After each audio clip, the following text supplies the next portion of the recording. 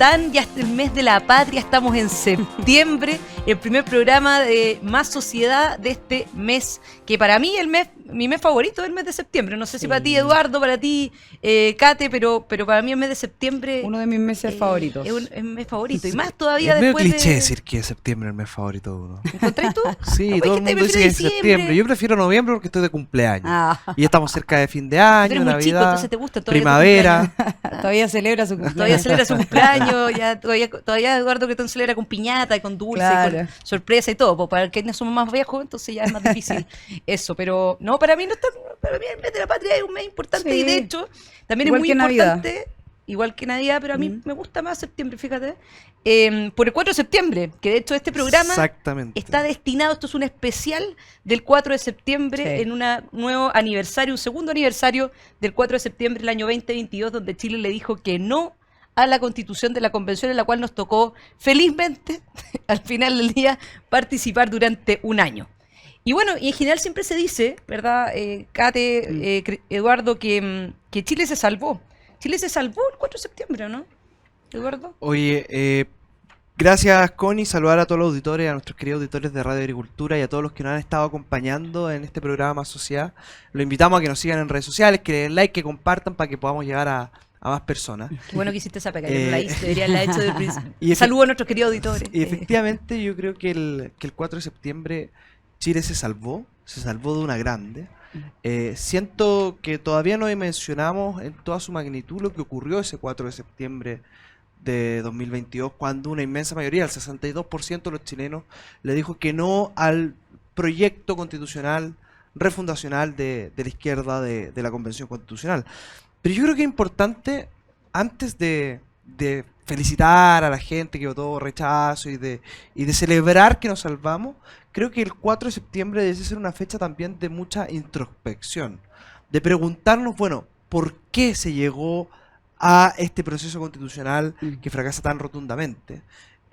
Y recordar un poco para atrás. Esto no parte con el 62%, parte con el 22% que rechazó el plebiscito de entrada. Y eso es bueno que lo recordemos, porque en ese primer plebiscito, la verdad es que fuimos muy pocos las personas que dijimos, miren, saben que los problemas que tiene Chile hoy día no son no se solucionan a través de una convención constitucional, no se solucionan llevándole el amén a la gente que quería una asamblea constituyente, porque parte con eso. Entonces yo creo que sería bueno que le dediquemos estos primeros minutos a hacer el recorrido de cómo se llega al 4 de septiembre. Obviamente nosotros les vamos a estar contando anécdotas sabrosas que nos tocó vivir dentro de la convención junto a la Kate, a la Connie, pero creo que es bueno que reflexionemos sobre lo que ocurrió en Chile a partir del 18 de octubre, que nos lleva a los procesos constitucionales. Exactamente. ¿Se salvó Chile de la...? La gran pregunta es si Chile se salvó, y efectivamente Chile se salvó. Ahora, ¿de qué se salvó y por cuánto tiempo? Es que lo creo yo podríamos discutir. ¿De qué se salvó? Especialmente de lo que decía muy bien Eduardo, de un experimento refundacional que le hacía muy mal a Chile. Y especialmente le hacía muy mal porque lo querían dejar consagrado, ¿cierto?, en el texto constitucional, que es el texto más importante que tiene un país. Por tanto, todo lo que era el orden jurídico, ¿cierto?, y todas las instituciones que conforman nuestro país iban a estar regidos, ¿cierto?, por lo que planteaba ese texto de nueva constitución. Y lo más preocupante era que cuando tú ves si es que la nueva constitución fue en algún momento una prioridad antes del 18 de octubre, la verdad es que todas las encuestas, todas las consultas ciudadanas planteaban que una de las prioridades como nueva constitución estaba en el número 10, 12 dentro de las prioridades de Chile. Otras prioridades eran, por ejemplo, salud, educación, seguridad, vivienda, etcétera. Y la izquierda lo que hace es tomar estas demandas sociales, ¿cierto?, estas preocupaciones sociales que tenía la ciudadanía para poder manipular, ¿cierto?, estratégicamente, creando un relato de que supuestamente la Constitución era el problema y por lo tanto cambiando la Constitución de la República de Chile se iban a solucionar estos temas. Lo cierto es que uno se pregunta, bueno, pero ¿y esto partió el 18 de octubre? Fue el 18 de octubre cuando levantaban estos lienzos que decían Constitución o caos, que la Constitución pasó a ser prioridad, que pasó a ser un lenguaje que utilizaba la izquierda. Y lo cierto es que no, cuando tú te retrotraes, ¿cierto?, a ver cuándo parte esto, Lo cierto es que ya el 26 de noviembre del 2006 el Partido Comunista en su 23º, ¿cierto?, Congreso había fijado como línea, como guía de ruta, el cambiar la Constitución y obviamente lograr que sus ideas quedaran plasmadas en un texto constitucional que no pudiera ser modificado, ni en 30 ni en 40 años, porque ellos que alegaban tanto de los candados, ¿cierto? La verdad es que en este texto constitucional hacían lo máximo para poder evitar el cambio de este texto constitucional con muy malas ideas. Fíjate, no sé si ustedes se acuerdan que, bueno, con la Katy y la Connie recorrimos todo el país haciendo campaña Sí. por el rechazo. El rechazo de entrada, además. El rechazo, bueno, por el Sí. rechazo de Y el de entrada salida, y por el pero- rechazo de salida, digamos. Hay algunos que se le olvida que estuvieron por el apruebo. No, al del inicio. del sector ahí del barrio, ahí de la Pero derecha que estuvieron Lo- también. el en punto que eso. toca la Cata es fundamental, porque cuando nosotros hacíamos estas charlas, recorríamos el país, estuvimos en un montón de comunas de Arica a Punta Arenas, nosotros mostrábamos que esto no parte el 18 de octubre. Como bien decía la Cate, parte mucho antes. Fíjate que el 2005 Ricardo Lago había firmado la nueva constitución en ese minuto, y al año siguiente ya el Partido Comunista hablaba de una nueva constitución, una asamblea constituyente, y de otra cosa más, de un cambio al sistema electoral. Y Sistema uno puede binominal. ver que esta agenda que tenía el Partido Comunista, bueno, se fue cumpliendo de a poquito. Primero cambiaron el sistema electoral, que es uno de los grandes males que tiene Chile. Ya hemos hablado en este programa Más Sociedad de que el sistema electoral es el gran cáncer de la política nacional. Cambiaron el sistema electoral, eliminaron el binominal y después estuvieron a esto, literalmente a esto, de lograr su objetivo con la nueva constitución. Yo creo fin al lucro. Cambiaron hicieron la Era reforma educacional. básicamente traer la demanda. Sí. Final lucro, cambio al sistema electoral, nueva constitución e inclusión de los grupos históricamente excluidos, donde entran, por supuesto, los Pueblos. indígenas, las diversidades sexuales, etcétera. No, yo creo que es importante esa reflexión histórica, más que entrar ahora quizás en los contenidos de los temas que nos tocó ver y de por qué finalmente esta propuesta era una propuesta que era descabellada, maximalista, que en realidad no era una constitución. Sí. Si uno mira los estándares de una constitución, en general esto era un programa de gobierno convertido en una constitución. O sea, lo que buscaba al final era perpetuar un determinado programa de gobierno para que un tipo de autoridades pudieran ser siempre las electas, o bien que si gobernaban otras autoridades fueran dentro de estos marcos que eran bastante de camisa de fuerza. Pero en realidad, claro, esa reflexión histórica de cómo llegamos a esto nos permite también pensar en que en la conversación que hoy día se tiene, que es como Chile se salvó, ¿cierto? Que fue la pregunta inicial que nos Claro. planteamos. ¿Chile se salvó? Uno puede decir sí, el 4 de septiembre, pero eso no significa de que Chile esté salvado. Claro. Hoy día, evidentemente que eso nos parece que la memoria en general es bastante frágil, es de muy corto plazo. ¿Y eso por qué? Porque una cosa es de que la izquierda, esta izquierda refundacional, esta izquierda extrema, esta izquierda que quería cambiar el himno, esta izquierda que buscaba en la práctica dividirnos, ¿cierto? No solamente geográficamente, sino que entre buenos y malos, vencedores y vencidos, personas de primera categoría y de segunda categoría, estuviera todas estas ideas concentradas en un documento. Pero otra cosa distinta es que este documento en la práctica no se vaya desglosando de a poquitito. Y hemos visto varias de las propuestas que estaban en la Convención Constitucional, estaban en la propuesta constitucional que ha ido planteando el gobierno. De a poco, como que no quiere la cosa, de manera así media como que pase desapercibido, pero la realidad es de que eso está presente. Por lo tanto, no es que Chile se haya salvado, sino que a Chile hay que protegerlo día a día, en cada política pública. La eterna vigilancia, como decía Thomas Jefferson, y una frase que tanto le gusta decir a nuestra querida Cate Montalegre. Pero es verdad, o sea, Sí. el costo de Montecuña. la libertad es la eterna vigilancia. Porque hay momentos donde los países viven verdaderas borracheras ideológicas. Y lo que vivimos en Chile para el 18 de octubre y lo que vino después fue una verdadera borrachera ideológica. Y en esos minutos complejos, en esos minutos donde nadie quiere dar la cara, donde nadie se atreve a defender las ideas, es donde efectivamente se ponen a prueba los liderazgos. Y muy bien lo decía la Connie. Hubo un minuto en que mucha gente de nuestro sector, nuestros líderes históricos, sin ir más lejos, corrían a abrazar el apruebo a la nueva constitución. Y uno ve ahí las declaraciones de Joaquín Lavín, de Pablo Longueira, que decían derechamente que había que votar a apruebo en el plebiscito de entrada. Ay, de Chile Vamos, un amplio sector estuvo con el apruebo de entrada. Muchos de sus liderazgos estuvieron con el apruebo de entrada. Y fueron pocos yo te diría que principalmente en ese minuto la UDI como partido en ese minuto tomó la decisión de decir, bueno, nosotros vamos a defender el rechazo en la entrada. Y que Sí. Aún sabiendo que no iba a ir mal, pues sabíamos Que era una clarísimo derrota. que era Muy una mal. derrota, que era una derrota segura. fue una derrota segura, pero ahí hubo gente que estuvo dispuesta a dar la cara. Yo recuerdo que junto a la Connie y la Cate, y así también muchas personas más, Javiera Rodríguez, Juan Pedro Lars, el mismo Pancho Rego, organizamos un grupo de 1.500 jóvenes a lo largo de Chile, de Arica a Punta Arenas, que estuvimos por el rechazo de entrada. Sí. No gracias 2020. Y que hacíamos se llama. charlas. No, gracias. No, Y dábamos por todos charlas lados, diciendo toda la de razón. que esto no era el problema. En un minuto contexto donde los líderes, muchos de los líderes históricos habían cruzado a la prueba, nosotros éramos unos cabros jóvenes que decían, mira, estamos por el rechazo. Y decían, pero ¿cómo? Si van a perder. Y bueno, esto no se trataba de ganar o perder el plebiscito de entrada. Se trataba de que alguien en un minuto donde había una borrachera ideológica tan profunda tuviera la lucidez de decir, bueno, este no es el camino. Y lo dijimos.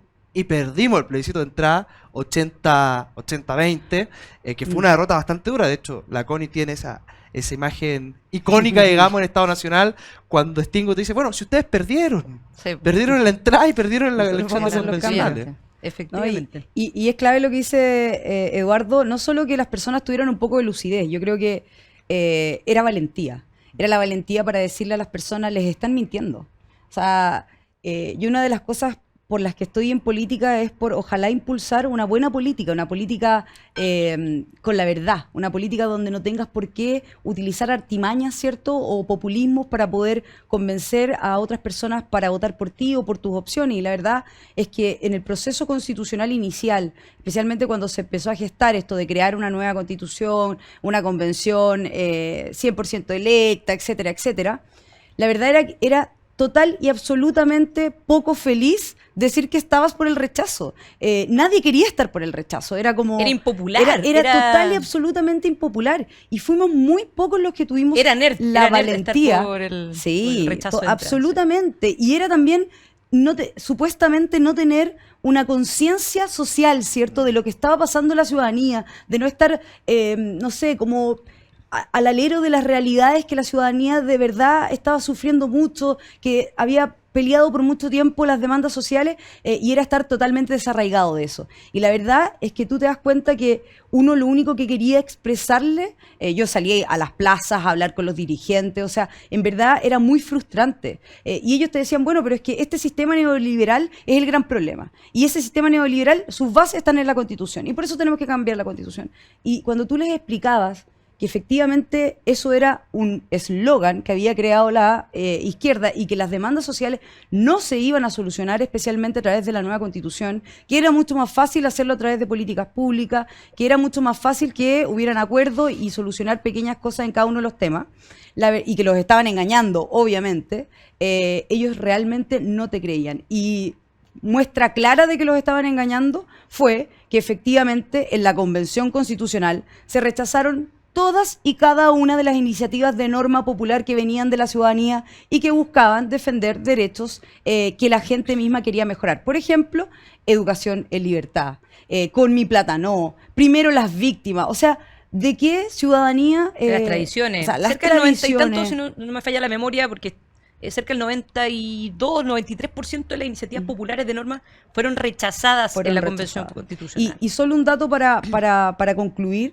o sea, cuando tú ves cuándo se empezó a discutir los temas de demandas sociales, que eran seguridad y en especial derechos sociales, que a mí me tocaba ver en la Comisión de Derechos Fundamentales, fueron los últimos meses de la Convención Constitucional. A los 9 meses, cuando se prorrogó el tiempo de los 9 a los 12 meses, recién se empezaron a ver las demandas sociales, porque lo primero que pidió la Convención, además de enmarcarse, ¿cierto?, en los reglamentos internos, fue pedir la liberación de los presos de la revuelta, pedir la indulto. desmilitarización. El indulto, derechamente, esa fue la primera petición. La desmilitarización del Gualmapu y al mismo tiempo también que se eliminaran, ¿cierto?, que se retiraran las 139 querellas que existían por ley de seguridad del Estado, que finalmente Gabriel Boric retira. Esas eran las prioridades o sea, que buscaban retirar, digamos. Y lo más importante es que efectivamente esas eran de las demandas que más buscaba la lista del pueblo, ¿cierto? Y que exigía al gobierno de Gabriel Boric con posterioridad. O sea,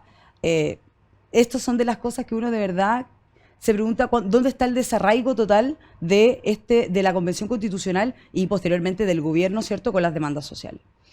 Bueno, y tomando eso en cuenta, bueno, para quienes nos están escuchando a esta hora, ¿por qué estamos quizás discutiendo esto de nuevo? ¿Cierto? ¿Por qué estamos volviendo a conversar de esto? Precisamente por el hecho de que recientemente, no es algo que haya pasado hace meses atrás, sino que a propósito del 4 de septiembre, tenemos a la presidenta del Partido Socialista y el presidente del Partido Comunista señalando de que la, comillas, demanda de una nueva constitución sigue más vigente que nunca y cuestiona, ¿verdad?, a lo que es la derecha como una derecha negacionista por el hecho de no querer, ¿verdad?, una nueva constitución. O sea, ¿quién fue una de las que participó del acuerdo para el segundo proceso constitucional hoy día, que también fue rechazado por la ciudadanía, hoy día dice de que existe una demanda que está candente, que está vigente, que tiene que ver con una nueva constitución? Por eso, queridos auditores, por eso estamos conversando también sobre este tema. Y bueno, dentro de los temas de fondo, nosotros participamos, ¿quieres decir algo? Sí, sí, es que justo precisamente con ese punto, sin ir más lejos, de la importancia de entender los procesos históricos y de no bajar los brazos. A mí me tocó mucho estar en el tema de la plurinacionalidad. Eso te voy a preguntar, déjame, quiero ir un poco a ese punto. Todos participamos en distintas comisiones, ¿verdad? Yo participé en la de, el reglamento, el de sistema político. A la Cate le tocó el tema de derechos sociales, derechos fundamentales, y a Eduardo te tocó mucho el tema principio y el tema pueblos indígenas. Cuéntanos un poquito, quizás, qué fue lo más complejo ahí. Es difícil poder elegir algún tema en particular, pero yo quería volver sobre ese punto, porque cuando uno mira hacia atrás, siente que esto no va a volver a pasar en Chile. Y yo digo, cuidado, esto puede volver a pasar, porque a mí cuando me tocó ver el tema plurinacional, yo había escuchado la verdad la palabra en la universidad en algún minuto, y cuando parte la campaña, te empiezan a preguntar por la plurinacionalidad, cuando las convenciones, ¿qué es esta cosa de la plurinacionalidad? Me pongo a estudiar y empiezo a ver procesos para atrás. Y uno se da cuenta que esta idea ya había ocurrido en Bolivia, había ocurrido en Colombia, había ocurrido en Ecuador. Entonces cuando uno dice, bueno, esto pasó en Bolivia, en Chile no va a pasar, pues uno decía, es imposible que pase. Bueno, y resulta que en Chile la idea de la plurinacionalidad fue mucho más radical incluso que lo que era en Bolivia o lo que era en Ecuador. No, o sea, se pasaron continentes, ni siquiera Claro, pueblos. entonces, Ya no, uno dice, bueno, planetas. esto no va a pasar.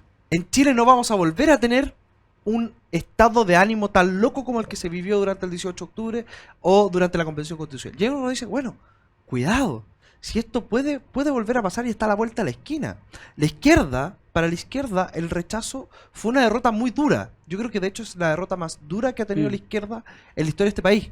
Porque tenían todo para haber escrito una constitución que, a su pinta, que siempre ha sido el proyecto de la izquierda, sí. Es lo que pasa en todas partes del mundo. La izquierda llega al poder, tiene la mayoría, cambia la constitución a su antojo. Exacto. Y de ahí no lo sacaste más. Es un modo operandi, Es un modo, de manual. pero de manual. Y lo repiten en todas partes. Así es. Y acá se la farrearon. Y se la farrearon cuando tenían todo a su favor, porque se emborracharon ideológicamente. Pero yo creo que hay que tener mucho cuidado, porque cuando uno ve a la izquierda, para ellos fue un retroceso táctico simplemente. Y ahí, como bien decía Constanza, uno ve las declaraciones de algunos de los dirigentes del gobierno y te dicen, bueno, si la demanda por una constitución sigue vigente. O peor que eso aún, hay algunos que te dicen, cuidado, el malestar todavía sigue, puede venir otro estallido, y siempre amenazan con ese otro estallido porque hay una especie de malestar, dicen ellos. Yo creo que aquellos que acusan que ese malestar sigue vigente, en realidad lo que están buscando es una excusa para volver a validar la violencia. Miren las declaraciones del diputado Winter hace un par de semanas atrás. Dijo que fue marginal la violencia que se vivió en octubre. El primer día, ustedes decían, de convención se pidió un indulto. Y uno decía, bueno, ¿y qué pasa con las víctimas? Bueno, es que el precio que hay que pagar por la revolución. Claro. Entonces, la verdad, yo insisto en el punto, es importante que veamos las cosas en perspectiva, porque esto en 10, 15 años más se puede volver a repetir. Y necesitamos que esa defensa de las ideas y de la democracia liberal, como nosotros la conocemos, siga siempre vigente. No nos podemos quedar dormidos los laureles, porque no van a faltar los que empiecen a buscar excusas para generar un nuevo estallido social. Si eso es lo que está detrás del Partido Comunista y de gran parte del Frente Amplio hoy día. Y te lo dicen además, entonces yo creo que en ese sentido es ciego el que no quiere ver y sordo el que no quiere escuchar. Te lo están diciendo. Te lo dijo Carol Cariola en algún minuto, que es la actual presidenta de la Cámara de Diputados, de que, bueno, muchas veces tenemos que retroceder o sea, tenemos que retroceder uno para poder avanzar dos, o sea, es un repliegue táctico, no podemos ir más rápido que nuestro propio pueblo, decía nuestro actual presidente de la República, no podemos ir más rápido que nuestro otro pueblo, tratando de atrasados básicamente al pueblo chileno y también no reconociendo de que en algún minuto esto estuvo mal, porque nadie ha escuchado ningún reconocimiento de esto. No, Entonces, y tú ves ahora claro. a Agustín Esquella y Pato Fernández dando charlas de que, oye, nos equivocamos. Bueno, ¿por qué no lo dijeron en el minuto en que esto No, estaba pues, pasando? no es Si creíble, fueron no, cómplices de la borrachera ideológica también. Vamos No. a seguir conversando sobre esto en el siguiente bloque. Está muy entretenida nuestra conversación. Podríamos estar muchos programas conversando esto con la cantidad de anécdotas que hay. Sí, pero es verdad. Hay nos algo de vamos a estrés postraumático después de Totalmente. ese Dicen paso. que estamos traumados y eso es verdad. ¿Cierto?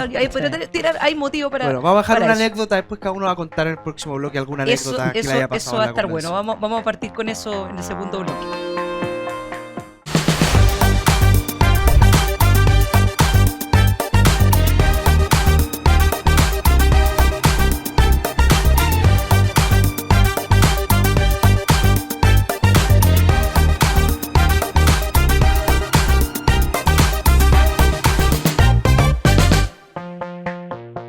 Volvimos en este segundo bloque con nuestro programa Más Sociedad en este día, primer programa Más Sociedad en septiembre, donde estamos tocando un tema muy importante que es la celebración, ¿verdad? La conmemoración, el aniversario, segundo aniversario del 4 de septiembre, del rechazo, ¿verdad? El 4 de septiembre del año 2022. Y justo con eso también contarles una buena noticia. ¿Ven que septiembre es el mejor mes del año? Tenemos un nuevo auspiciador para nuestro programa Más Sociedad. AFP Habitat se suma, ¿cierto?, muy a la bien. familia Más Sociedad. ¿En qué piensas cuando piensas en tu futuro? Tus sueños están más cerca si te cambias a Habitat, porque aquí el futuro lo escribes tú. AFP Habitat, más de 40 años juntos haciendo crecer tus ahorros. Así que agradeciéndole a AFP Habitat por sumarse a esta familia, ¿cierto?, que es la familia Más Sociedad, y en un día muy importante como es este, en el cual estamos rememorando, ¿verdad?, lo que fue el 4 de septiembre y también el proceso que nos llevó, ¿verdad?, al 4 de septiembre. Estábamos conversando en el bloque anterior, Eduardo, Kate, sobre la Convención Constitucional, lo que nos llevó a eso, el proceso histórico, ¿cierto?, los distintos pasos. Pero también habíamos hecho un compromiso con nuestros auditores. Vamos a contar quizás, yo quería partir quizás no con algo tan lúdico como sería buscar la mejor anécdota, ¿cierto? Yo creo que hay muchas. Es difícil poder elegir, pero sino que quizás llevarlo a un plano más personal, en términos de decir, ¿cuándo crees tú, Kate, por ejemplo, que ya no le diste vuelta a esto? Que en realidad... Porque, o sea, en general la gente nos pregunta mucho esto, y claro, el primer día con la pifiadera del himno nacional, los niños de las orquestas juveniles llorando mientras estaban con sus violines, sus distintos instrumentos, y uno dice, bueno, esto se ve mal. Pero en realidad hicimos un esfuerzo legítimo por intentar proponer cosas. De hecho, ese mismo día entregamos una propuesta de reglamento para empezar a discutir sobre el fondo y no tener que discutir 5 meses sobre el reglamento. Por supuesto que nunca tuvimos respuesta de eso. Presentamos mucha iniciativa, estuvimos quizás o quizás más. Entonces, pero cuando te diste, yo me acuerdo perfecto cuando yo por lo menos dije, esta cuestión no tiene vuelta. ¿Tú recuerdas más o menos cuándo tú...? A ver, yo voy a ser súper sincera. Yo la verdad es que siempre creí que quienes estábamos, digamos, llamados a cumplir un rol dentro de la Convención Constitucional, teníamos que hacer nuestro mejor trabajo y el trabajo más profesional posible, ¿cierto?, para poder lograr que, si es que iba a existir una nueva Constitución, esa Constitución al menos no fuera un peligro para los derechos fundamentales y las libertades que tenemos como chilenos. Creo que eso lo logramos con creces. Uno de los acuerdos, ¿cierto?, que recordábamos el 4 de septiembre era efectivamente el no renunciar. Otro de ellos era el poder, ¿cierto?, estar en cada una de las comisiones, en cada indicación, en cada iniciativa defendiendo nuestras ideas, pero por sobre todo también salir a comunicar todo, el poder informar a la ciudadanía lo que estaba pasando dentro del proceso constitucional. Recordemos que en la convención hubieron 4 meses donde no se dejó entrar a la prensa, donde se impedía, ¿cierto?, una y otra vez que pudieran ingresar los medios, etcétera, etcétera. Y la verdad es que yo creo que independiente de todo lo que comenzó a pasar, me acuerdo perfectamente cuando rechazaron, ¿cierto?, el ingreso de la palabra en una norma, no recuerdo bien si fue reglamentaria o de fondo, de la palabra república. Ah, yo estaba ahí. República de Chile, sí. República de Chile. Porque era un concepto invasor. No, sí. Era un concepto invasor. Claro, que creo provocador. que era provocador para los chilenos. Y yo decía, oye, si esto es un tema de conflicto, es porque ya esta cuestión va pintando muy mal. O sea, nosotros ya creíamos que esto iba mal, pero cuando rechazan la palabra República de Chile, yo dije, o sea, estos gallos quieren refundar hasta la raíz más profunda de nuestros cimientos. Pero creo que el momento más chocante de todo fue cuando el texto constitucional ya había consagrado protección a las personas privadas de libertad, a las plantas, a los animales, pero dejaban fuera a las personas que están por nacer. Creo que ahí, por primera vez, estando en la Comisión de Derechos Fundamentales, dije, esta Constitución es un experimento refundacional, ideológico, que si es aprobado, va a permanecer por décadas en nuestro país, denigrando lo más esencial, que es el derecho a la vida, especialmente de los más inocentes, que son las personas que están por nacer. Y ahí ya perdí toda esperanza. Yo tengo dos muy buenas anécdotas con respecto a esto. La primera es el día de la elección nuestra, que fue la peor elección de la derecha chilena probablemente desde la vuelta a la pero tú te democracia. estás yendo antes. Sí, sí, Ah, pero es que la anécdota es muy buena, porque en mi familia tenemos de todo, ¿ah? O sea, tenemos de todos los colores políticos, y ese día me fue a acompañar un tío, que es concertacionista, y que me fue a acompañar, obviamente, por el cariño que había a la familia, y cuando yo había ganado la elección, que era muy difícil ganarla, por lo demás, estábamos todos celebrando en el comando, estaba Arturo Philip, que después fue consejero, estábamos todos festejando, y recuerdo patente la imagen de mi tío, el concertacionista de corazón, digamos, viendo la televisión destrozado.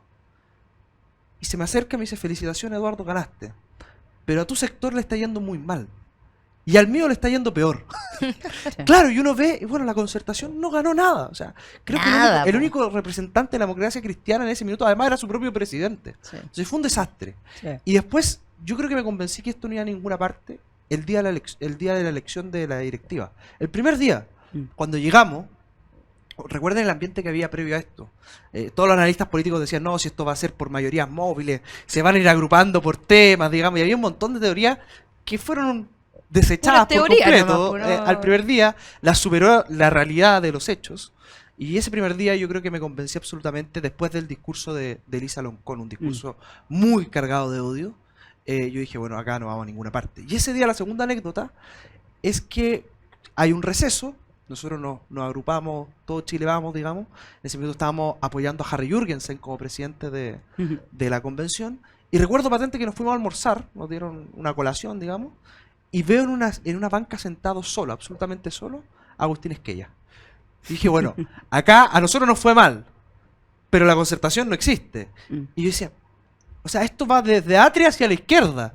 Y dije, acá no hay ninguna posibilidad de lograr acuerdos. Acuérdate que lo funaron por estar entonando el himno nacional, o sea, y ese día yo me convencí de que este proceso no iba a llegar a buen puerto. Y recuerdo que después, en los meses posteriores, a uno lo invitaban a debate, a foro, y ya después la realidad de los hechos es que nosotros presentábamos iniciativas.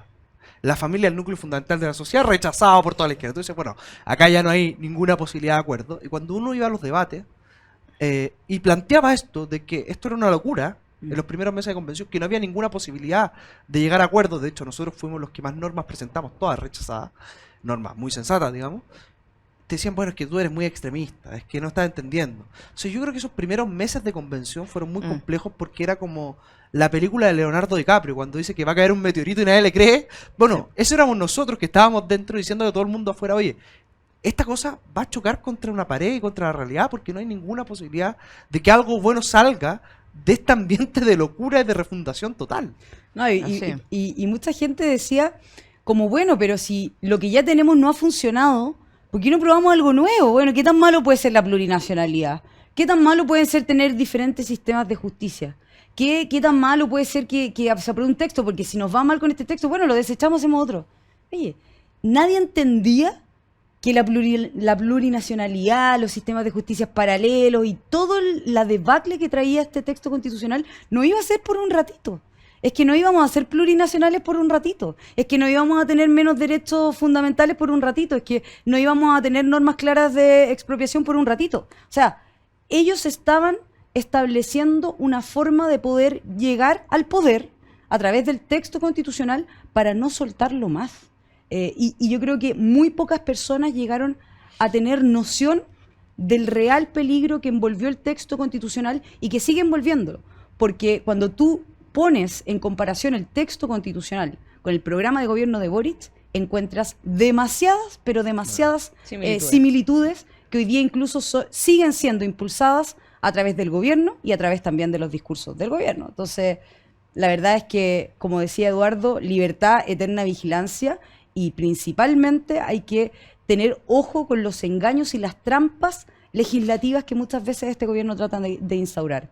El haberse puesto medios quisquillosos con la multa del voto obligatorio, los temas de sistema político. O sea, yo creo que son tantas cosas que hay que tener mucho ojo y siempre estar pendiente, porque el eslogan y el símbolo del gobierno es hablar muy bonito. Todo el tiempo te dicen somos muy demócratas, etcétera, pero por debajo muchas veces se intentan armar ciertas triquiñuelas o engaños que les permitan a ellos seguir avanzando en su agenda ideológica. Nunca retroceder, eso es lo que dicen, ni un paso atrás, dice Gabriel Boric siempre. Sin duda. Hay un tema con eso de la democracia, Connie, tú que eres profesora de Derecho Constitucional, siempre se lo preguntamos acá, que tiene que ver con la visión de democracia que hay.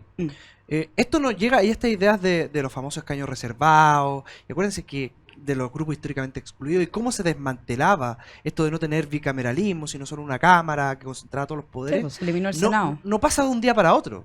Acá hay un grupo de personas que venía escribiendo sobre estas locuras hace mucho tiempo.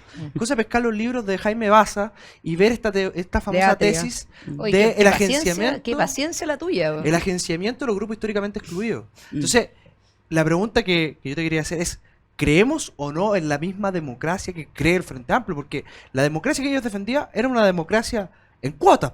¿Ah? A la carta. No, a la carta, no una democracia donde todos somos iguales, sino que donde hay distintos derechos dependiendo del grupo históricamente excluido al que uno pertenece o no, y de ahí vienen los escaños reservados y un montón de otras cosas que distorsionan finalmente la idea de la ciudadanía universal.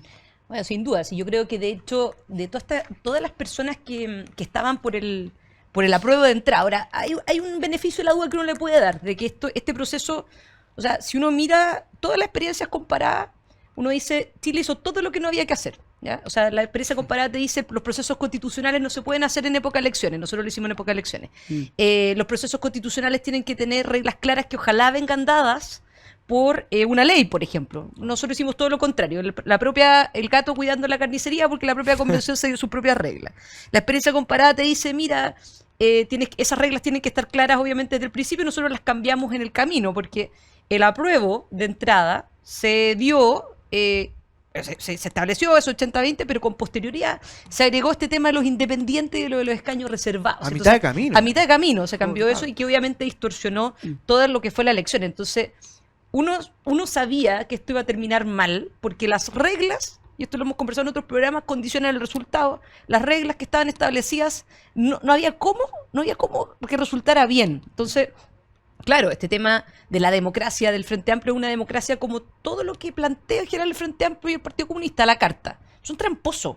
Sí. Son tramposos, y eso es. Y creer una cosa distinta, a mí de repente me llama la atención a veces la ingenuidad que tienen algunos parlamentarios, algunas autoridades en términos de búsqueda de acuerdo. Oye, sí, son tramposos. Entonces, tengamos esa cuestión, seamos súper conscientes de que son tramposos. Esa democracia a la carta, al igual que como la apariencia de lo que era una supuesta constitución que iba a traer mejores o más derechos o más protección de las personas, era todo con una letra chica que era más grande que el titular.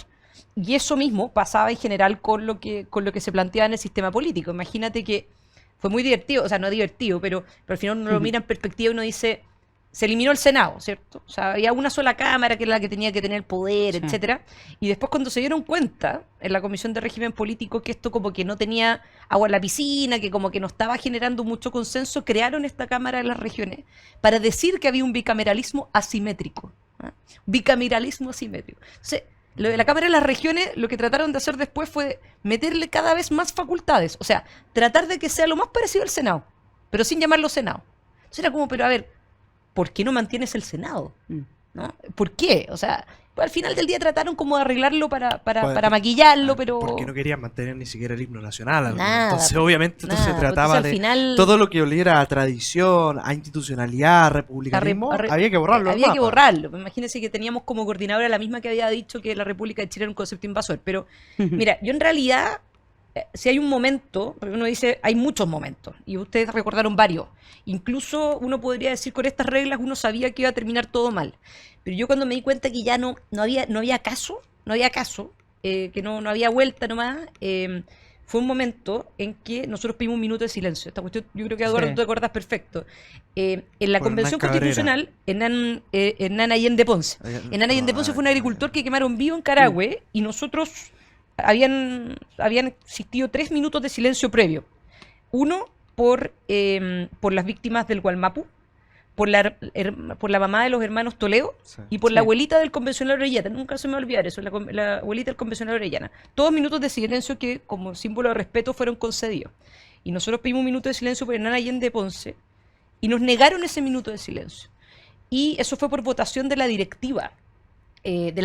ampliada, esta directiva ampliada que también iba en contra de las reglas, etcétera.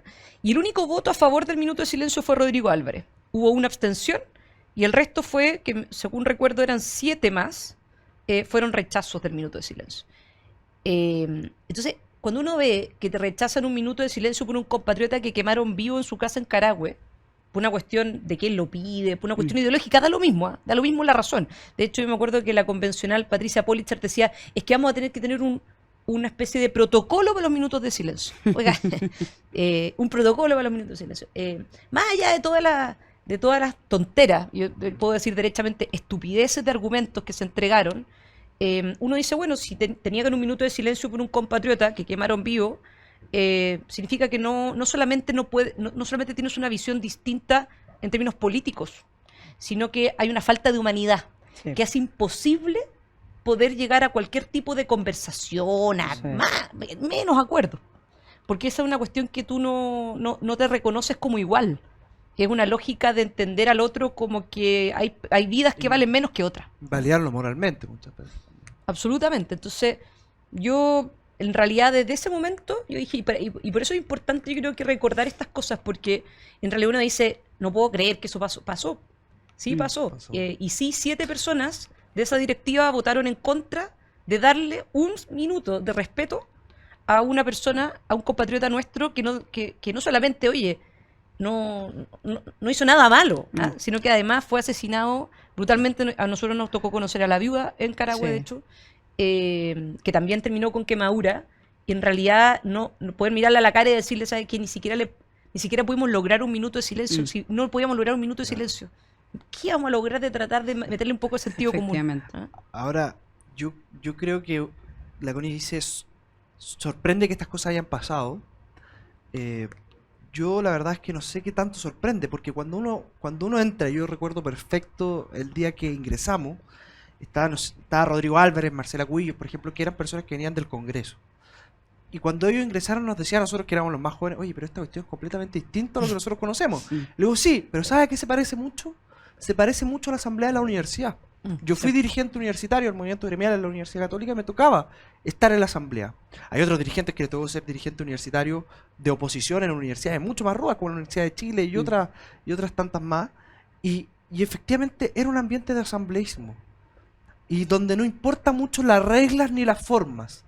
Lo que importa es que la mayoría se imponga a todo evento a la minoría.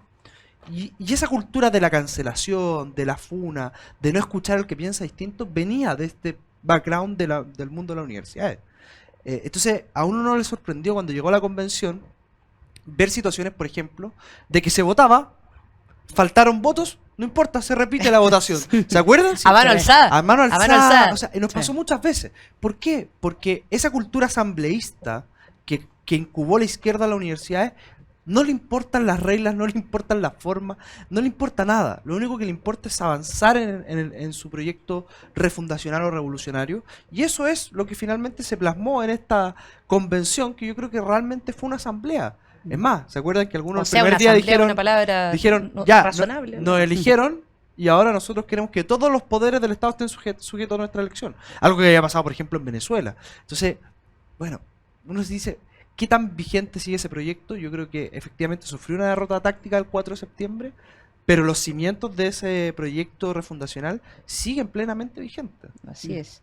Un minuto antes de irnos al último bloque, Catherine Montalegre. Sí, no, compartiendo todo lo que han planteado, yo también recalco especialmente que lo más doloroso de todo el proceso constitucional, además de que se experimentó con Chile, que se trató de instaurar ideas totalitarias, que hubieron gestos de tanta deshumanidad como el negar un minuto de silencio, yo creo que una de las cosas que más duele además es que se haya manoseado y manipulado los dolores de la ciudadanía chilena, que por mucho tiempo no buscaba refundaciones, no buscaba un nuevo texto constitucional. Lo que buscaban era tener soluciones reales a problemas reales, como las largas listas de espera en materia de salud, el déficit en materia de vivienda, etcétera. O sea, el mejoramiento de la educación chilena. Y la verdad es que ninguna de esas cosas fue prioridad y ninguna de esas cosas fue solucionada, como bien lo veníamos advirtiendo en el proceso constitucional. Así es. Y con esa frase final nos vamos entonces a la segunda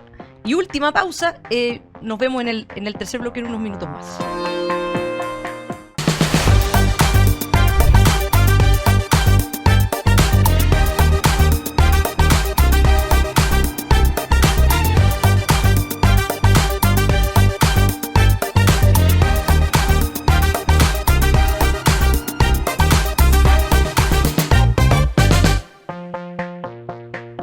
Bueno, y comenzamos con este tercer bloque que hemos denominado la hora de la verdad, ¿cierto? Y vamos a plantear especialmente qué es lo que hoy día tenemos que tener en cuenta, cuáles son las enseñanzas del proceso constitucional, porque el 4 de septiembre efectivamente Chile se salvó, pero se salvó momentáneamente de tener un texto constitucional de ideas totalitarias que, ojo, era también el proyecto y es el proyecto de este gobierno de Gabriel Boric.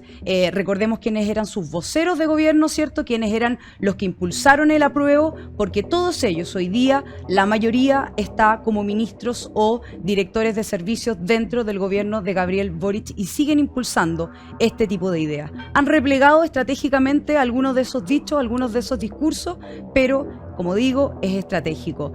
Van a seguir impulsando estas ideas, no van a retroceder ni un paso y por sobre todo, creo que el gran desafío de todo lo que hemos pasado con el proceso constitucional es poder exigirle seriedad y responsabilidad a los representantes que hoy día tenemos en Chile. ¿Para qué? Para que efectivamente se hagan cargo de los temas de salud, de educación, de vivienda y cuantos otros problemas que tiene la sociedad chilena, pero que lo hagan con responsabilidad. ¿Y cuál es esa responsabilidad? Que por favor, especialmente la coalición de gobierno, deje de buscar refundar, deje de buscar destruir lo que hemos construido durante más de 200 años. En materia de pensiones, en materia de educación, en materia de seguridad, lo que buscan es refundar todo. No se los permitamos, porque solo Chile necesita hoy día una mejora en esos ámbitos y se puede lograr con grandes acuerdos. Muy bien.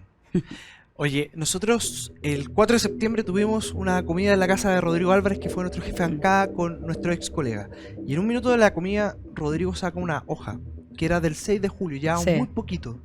Y en esa hoja estaba plasmado la nitidez que tuvimos los ex convencionales en ese minuto para defender lo que creíamos. Y planteamos varios puntos. Primero, si habíamos entrado con un 22%, es que ese era nuestro piso y teníamos que lograr crecer. Porque quien iba a dar vuelta a este partido no eran los políticos, no éramos ni siquiera nosotros, era la ciudadanía, la sabiduría del pueblo de Chile. Lo segundo es que no nos íbamos a ir. Aunque nos gritaran, aunque nos funaran, aunque lo pasáramos mal, nos íbamos a quedar defendiendo lo que nosotros creíamos.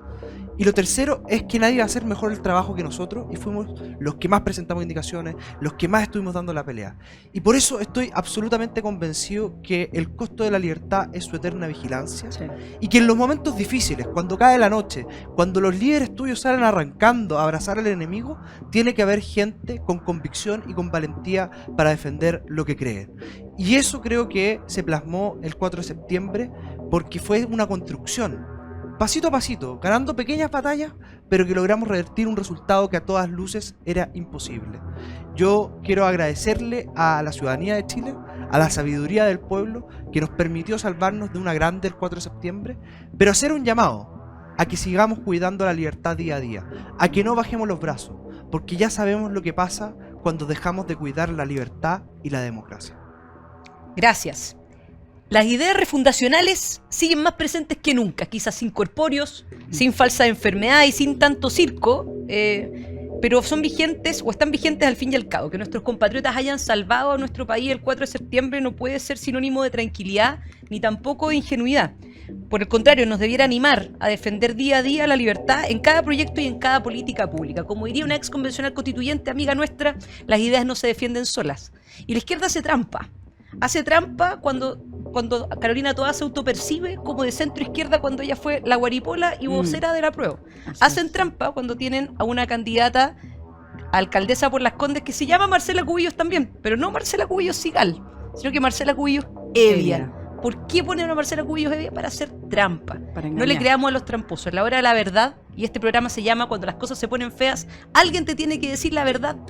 No le creamos a los tramposos y tenemos que defender la libertad día a día, partiendo de nuestro mes de la patria. Ese quizás es el mensaje final en la hora de la verdad. Así que muchas gracias por su sintonía, muchas gracias por estar permanentemente también apoyándolo en redes sociales y también para los bots. Un saludo. Un saludo cariñoso. Nos vemos. Nos vemos. Chao, chao.